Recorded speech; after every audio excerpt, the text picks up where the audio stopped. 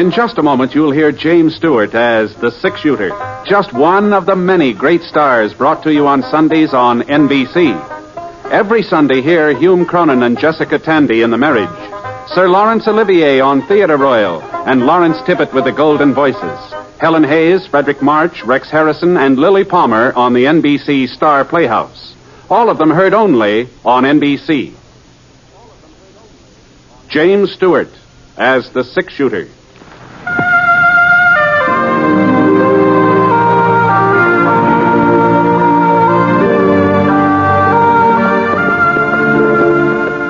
The man in the saddle is angular and long-legged. His skin is sun-dyed brown. The gun in his holster is gray steel and rainbow mother of pearl, its handle unmarked. People call them both the six-shooter. The NBC Radio Network presents James Stewart as the six-shooter, a transcribed series of radio dramas based on the life of Britt Ponset, the Texas plainsman who wandered through the Western Territories, leaving behind a trail of still-remembered legends.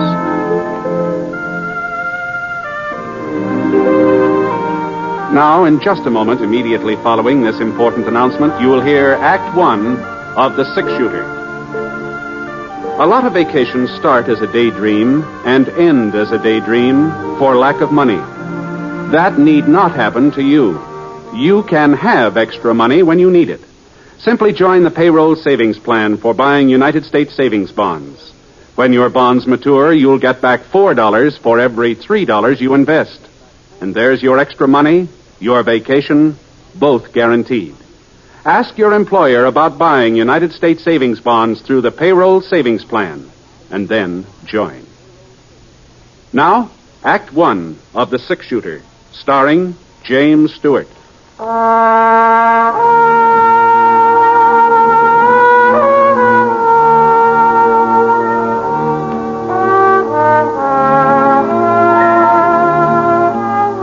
The wind had died down, and it was quiet now. The only thing I could hear was the creek trickling away about 20 feet down from where I'd made camp for the night. I shifted my blanket, turned over on one side.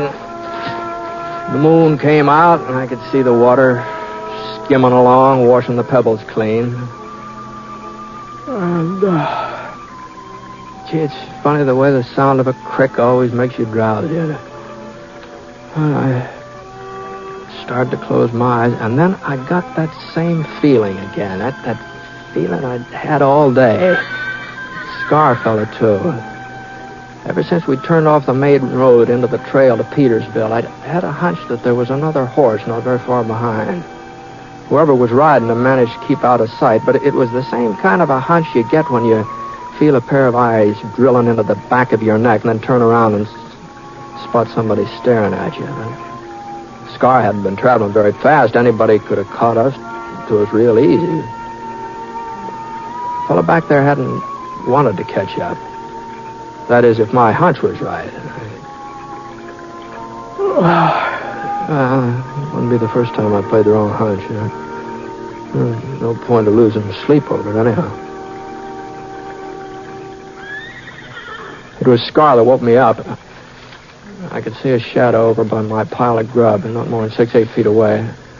I inched my hand from under the blanket, and I got a grip on my gun. Oh, you looking for something, mister? Now. Hold on. Oh, just a minute. Hold on now. There. That's better. I'd kind of like to find out why you're pretty young to be roaming around this country, aren't you, son? I'm 11. Ah. You the fellow's been following me all day? It's a free trail, ain't it? Yeah, guess it is. Then you ain't got no right to interfere with my riding over it. Oh, that's true enough. But, you haven't got much right stealing my grub, either. I didn't steal any. Well, that's what you were fixing to do, isn't it? Maybe. Ah. Now, if you're hungry, you're welcome to it. I got plenty of grub here, but you just didn't have to come sneaking around to... I didn't know who you was. I was afraid you might try to send me back home. Uh-huh. Well, just where is home? Crescent. Oh. Well, if you'll stir up the fire, I'll see what I can do about heating up some beans. How's that sound? I'd appreciate it. Good. All right. Hand me that pan over there, will you? There we are. You won't tell nobody you ran into me, will you, mister? You won't tell them you seen me. Well, You're not taking me back to Crescent. No matter what happens, I'm not going back there. You understand that? No, take it easy now. You're not the first boy to run away from home. Far from it. Most of them hike off when they're about your age. But they don't usually miss more than one meal before they turn back. At least I didn't. What happened? Your dad give you a whipping? No, sir. My pop wouldn't hurt me either. He's a fine man. The finest man that ever lived. Sure, yeah. Well, here's your beans. I'm heading for Petersville to find my father. He told me when I was big enough I could join up with him. Well, big enough now, ain't I? Yeah, you're a real good-sized boy for 11. Say that much. How come you haven't been staying with your dad? He moves around a lot. Oh, I see. So I've been living with Aunt Aggie ever since Ma died. But it's not the same as being with your own pa. No, I just didn't. And I made up my mind. As soon as I found out where he was, I was going to him. Mm-hmm. You sure your dad's in Petersville? Aunt Aggie got a letter from here last Monday. I heard her talking to Uncle Ray about it and heard him mention Pa's name. He sounded kind of worried, like something had happened to him. Uh-huh. Then when they saw me, they shut up. You reckon Pa's sick? You reckon that's what they were talking about? Oh, I don't know, son. It could be that. I asked them what was in the letter, but they wouldn't tell me. Now I'm going to find out for myself. Well, seeing how I'm heading for Petersville, too, I guess there's no reason why we shouldn't ride along together. And if we're going to be traveling companions, we ought to introduce ourselves, don't you think? My name's Larkin. Rink Larkin. Oh, pleased to meet you, Rank. I'm Britt Ponset. Britt Ponset? That's right. Fellow they call a six-shooter? Gee whiz, Mr. Ponset. I didn't mean to talk back to you the way I did. If I'd known who you was... Say, would you mind showing me your gun? Heard folks talk about that gun of yours ever since I was a kid. Yeah, sure. Here, catch. Boy. Ain't near as heavy as it looks. Yeah? Well, you know about guns, Rank? Some. Want to see me give it a twirl? Sure, let's see. Hey, that's fine. Whoop. Whoop. Of course, it ain't the way you do it, though. But here, Mr. Ponset. Thanks for showing it to me. Sure. Well, I guess we still got a couple hours before sunup. Why don't you bring your horse over here by the fire? Maybe we can get some shut-eye. Good idea. Oh, Mr. Ponset. Yeah? I'm right pleased I bumped into you tonight. So am I, Rank. So am I.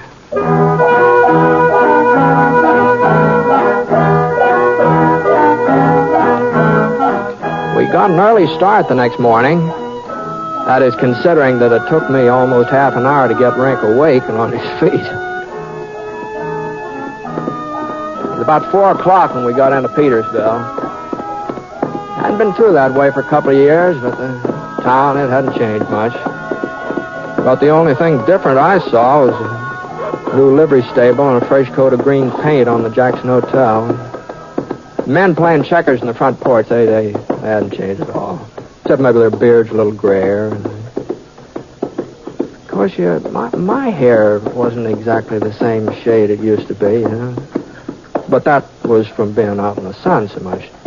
At least that's how I figured it. Well, we pulled up beside a yellow adobe building right next door to the hotel and climbed off our horses. Well, come on, Rank. Let's go inside and see what we can find out about your father. That's the sheriff's office. Mm-hmm. Sure, he'll know where he is. If any... What's the matter, Rank? I don't like sheriffs, that's all. Huh. Haven't been giving you trouble, have they? I don't like him neither. Heard him say so once.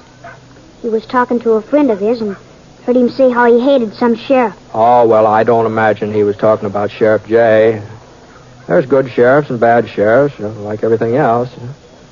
But most of them are good. Come on now, come on. Britt Ponset. Hello, Sheriff. Hi. What in thunderation you doing in Petersville? Well, the widow Jenkins is going east for her daughter's wedding. She asked me to look after her place while she's away. Well, it sure is good to see you. Say, who's your friend here? No, this is Rink, Sheriff. He was coming to Petersville, too, so we decided to ride along together. Pleased to meet you, son. Howdy. Matter of fact, that's why we stopped in to talk to you. Rink wants to find out about his father. I'd be glad to help out if I can. What's his name, son? Larkin. Earl Larkin. Oh, I see. I'm sorry. You're just a couple of hours too late. Too late? I wrote to your pa's sister in Crescent. Her answer came in on the morning stage. She said she didn't want your pa's body for us to bury him here. Funeral was this morning. Pa's dead? But, why, you knew about him being killed, didn't you? Your aunt told you. I guess she didn't, Sheriff. Oh, I didn't mean to blurt it out, Britt. I figured... How? I thought... How did it happen? We don't have to talk about that now, son. I want to know. What happened? Look, suppose you come up to my house for supper, huh? After you've had a nice home-cooked meal. It won't do you no good to stall, Sheriff. I want to know who killed him. You'll find out anyway, Sheriff. Yeah. Yeah, I guess he will. All right, son. It was me. You? Marshal over at Atterbury sent word that Larkin and his pal Cliff Traeger were heading this way. I'd heard about him before. I knew what to expect.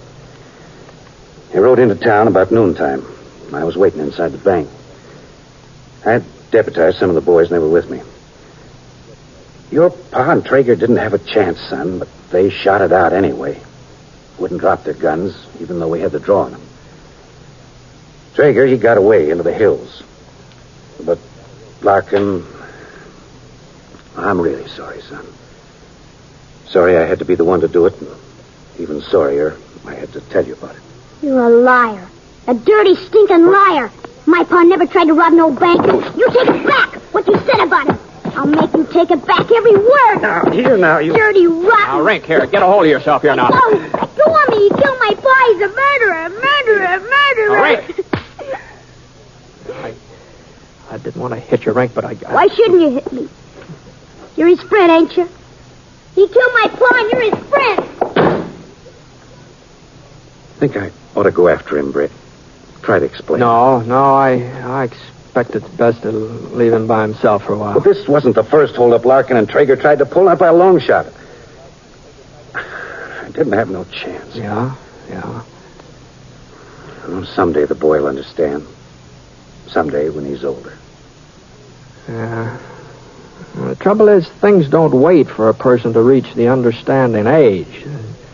They happen anyway, whether a person's ready for them or not. It doesn't look like Rink's ready. Not for this, anyway.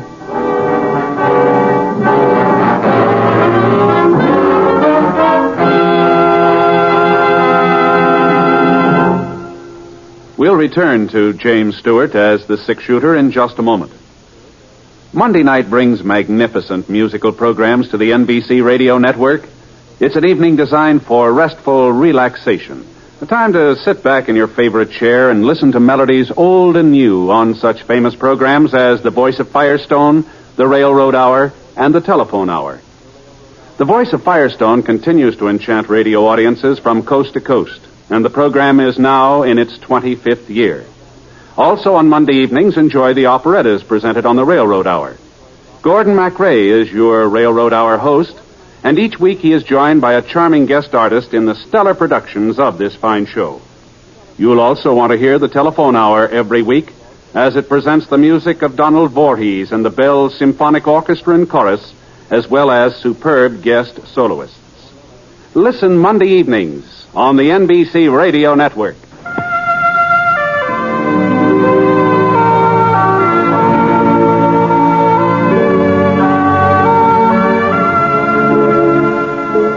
Now, Act 2 of The Six-Shooter, starring James Stewart as Britt Ponset.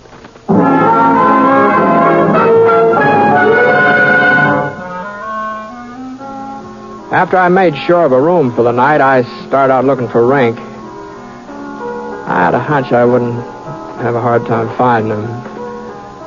There was only one cemetery in Petersville, a sloping hill west of town. Pines all around it and soft green ferns mixed in between the trees. Rink was there. sitting on his haunches right beside a mound of fresh earth. He wasn't crying, but his cheeks were streaked with wet dust where the tears had been. Oh, Rink. Say, these things were your paws. I thought maybe you might like to have them here. You, want some supper? I'm not hungry. Yeah, well... You believe what the sheriff said, don't you? You believe he was right to kill Pa? Well, I wasn't there. I didn't see how it happened. But you're on his side anyway. Oh, people don't have sides, Rink, not on a thing like this. I do. I'm on Pa's side. He was a good man. Never did anybody harm, never. No matter what that lying sheriff says. Oh, maybe you saw your dad different from other folks. And that doesn't mean you're wrong. Maybe with you, he was different. I want to make it up for him, Mr. Ponset. I'm going to get even with that sheriff. I will, so help me. Now, you listen to me. Let me alone, Mr. Ponset. Just stop John and let me alone. All right. All right, Rink. Now, if you change your mind, you know where the hotel is, huh? Good night. I thought he would change his mind. I thought it'd get cold out there in a couple hours and he'd come sneaking into the hotel room, but he didn't. He didn't change his mind. I had the room all to myself. I didn't sleep very much, though. You know how it is when you're expecting something to happen. You sort of keep thinking about it in spite of yourself, and you just don't sleep very sound. Anyway, Yeah? Who is it? Me, Britt. Sheriff J. Oh, come on in, Sheriff. Oh, morning. Hope I didn't wake you. No, I wasn't asleep. I should have been up a long time ago, but hand me my boots, sir, will you? Oh, sure. Thanks. Thanks. Hey, boy's not with you? No. No, I haven't seen him since last night. Don't know where he went. Oh? Something the matter? Thompson's hardware store was robbed about 3 a.m. No money missing. Just a revolver and some bullets, as far as Brad Thompson can tell. Oh, I see. Got in through the back window. Found some boot prints outside. Mm-hmm. Small boots. Size a boy'd be wearing. Wait, you find anything else? Yeah. There's a pretty clear trail leading away from behind the store. Be real easy to follow. Almost as if the fellow who robbed the hardware store left the tracks intentional, so somebody'd come after him. What happened to that towel? Oh, here it is. It was the Larkin kid, wasn't it, Britt? Oh, it could have been. Don't tell me he's got some fool notion of revenging his father. Well, he did say something about getting even, Jay. So he figures when I go riding after him, he'll get a chance to kill me. That how you see it? It's pretty hard to be sure what's going on in a youngster's head sometimes. Doggone it, Britt. Sometimes I wonder why I keep on wearing this star. No matter what you do, it's wrong. Earl Larkin ain't the first man I've killed, not by a long sight. And he deserved it more than most. Killing him didn't end nothing. Just turned his kid bad. I guess I should have... Well... Let Larkin kill you? Oh, no. You going after Rink? Oh, maybe the kid will come to his senses. When you're 11 years old and you get set on accomplishing something, you don't change your mind very easy, you know. What do you expect me to do, Britt? Go up in those hills and shoot it out with an 11-year-old boy? I got a son of my own. Ned's just about the same age as Rink. Oh? If Rink was covering me right now, there in that door, if I saw his finger starting to squeeze the trigger, I wouldn't be able to shoot. No matter what, I wouldn't be able to shoot. Where's his trail lead? East, over toward Skull Mountain. Oh, Widow Jenkins' ranch right over that way. I'm riding out to see her this morning. Well, I guess it doesn't matter whether I go after Rink or he comes after me. Might as well get it over with. That's what you think I ought to do, ain't it, Britt? Oh, no. No, not necessarily. All I was thinking was that if you did happen to decide to follow Rink, well, we could ride out together, part way at least.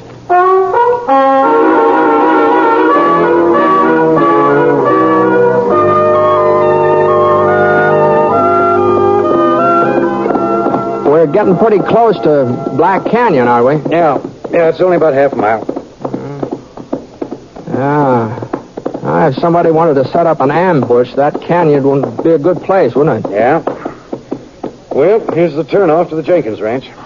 Huh? Oh, yes, yeah. That's right. Well,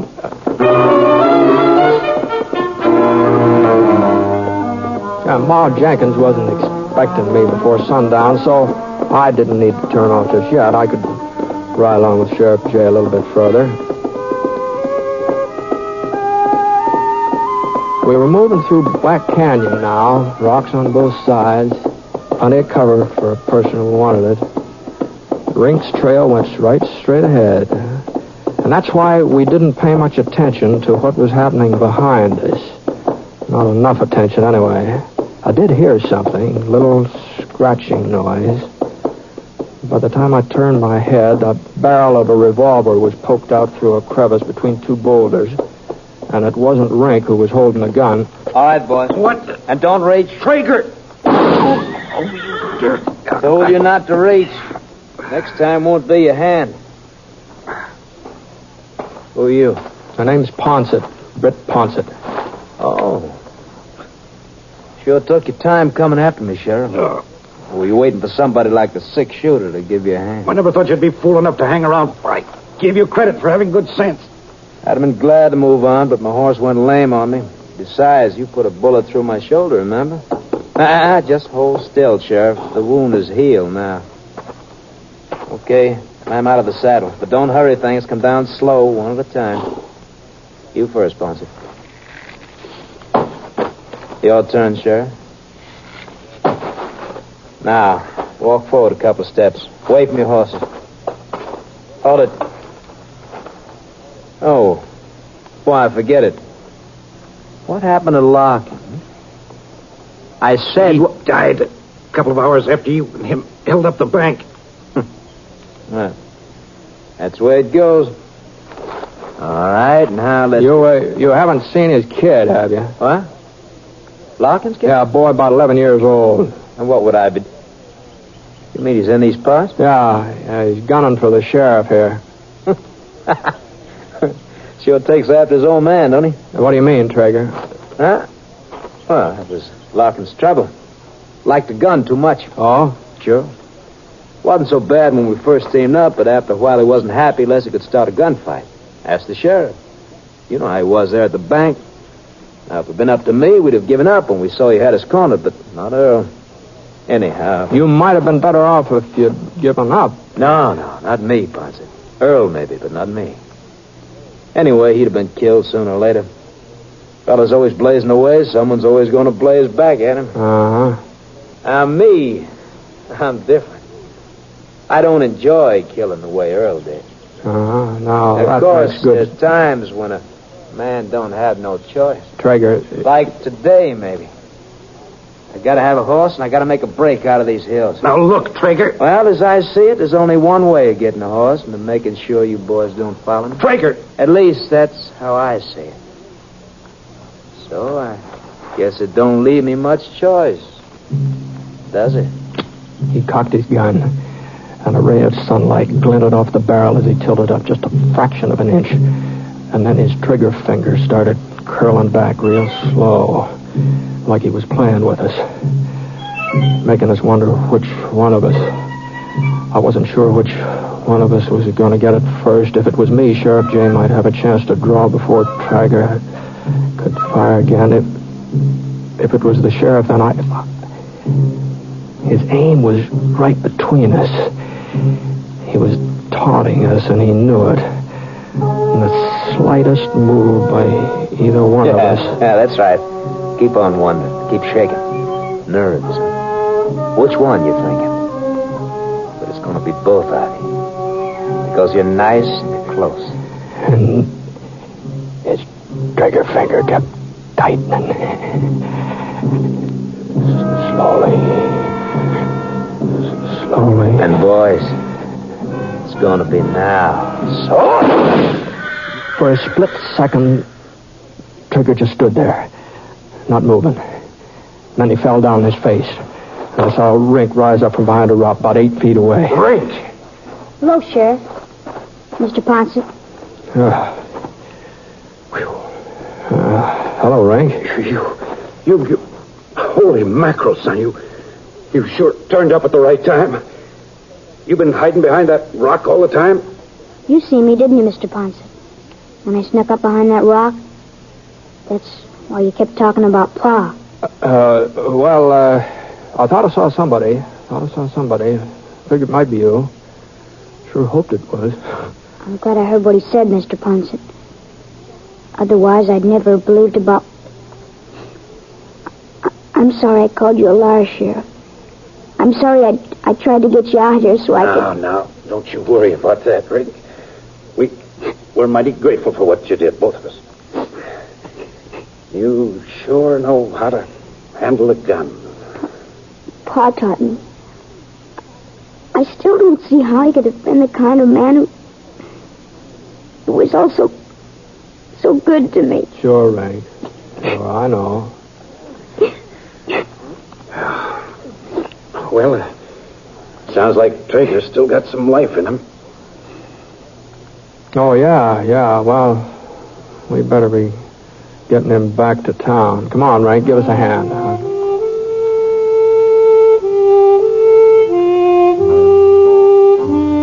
Well, since I was going to be alone on the Jenkins place while Maul Jenkins went east, there didn't seem to be any good reason why Rink couldn't stay along there for a while, too. At least until the time for school to take up again. So I wrote a letter back to his aunt explaining things. She wrote back. She didn't seem to have any objections. But somehow, reading between the lines, I got the feeling she kind of missed that boy, Rink. And, well, it wasn't very long before he began to miss her, too.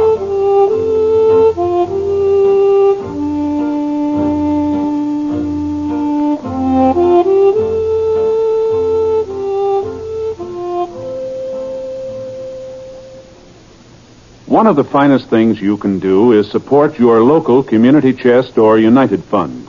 Through them, you can make just one yearly contribution that takes care of many needs. Since only one campaign is staged, much time and effort are saved. Your money is collected and administered honestly and efficiently. So give generously to your community chest or your local United Fund.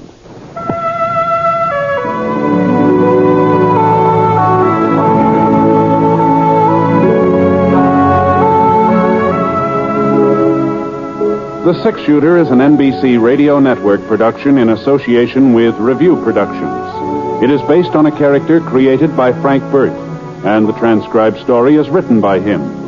Mr. Stewart may currently be seen in the Universal International picture Thunder Bay. Others in the cast were Sammy Ogg, Russell Thorson, and Tony Berry. Special music for this program was by Basil Adlam, and the entire production is under the direction of Jack Johnstone. All characters and incidents were fictitious, and any resemblance to actual characters or incidents is purely coincidental. This is Hal Gibney speaking.